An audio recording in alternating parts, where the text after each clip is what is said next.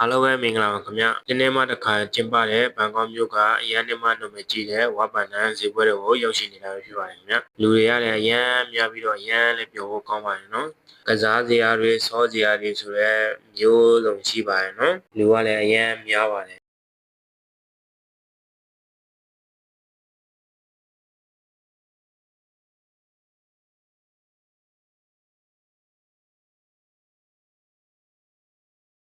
ဒီမှာနော်ဆူရှီကြိုက်တဲ့လူတွေအတွက်ဆိုရင်လည်းဆူရှီကအရန်နေမှတန်တယ်နော်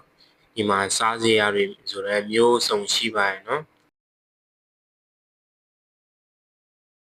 မုကထလည်းရတယ်နော်တယောက်မှ30နဲ့6ပတ်ပဲပေးရတယ်နော်ကျွန်တော်ရဲ့ကောင်မလေးကမုကထစားခြင်းဆိုလို့ကျွန်တော်တို့မုကထလည်းဝင်စားခဲ့ပါသေးတယ်နော်ကျွန်တော်တို့မုကထဆိုင်မှာလူတွေကလည်းအရန်နဲ့မှများပါတယ်နော်ကျွန်တော်တို့ပွဲစည်းကတော့23ရက်နေ့ထိရှိပါတယ်နော်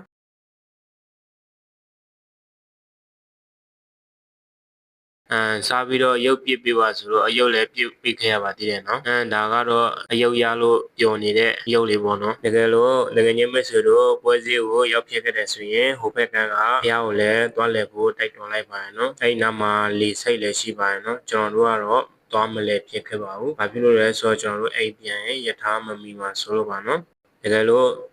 ဟိုဘက်ကန်းဖះကိုတွားလဲစီချင်ဆိုရင်ကျွန်တော်တို့ရဲ့အောက်မှာမတ်ခဲ့ဖို့ပါနော်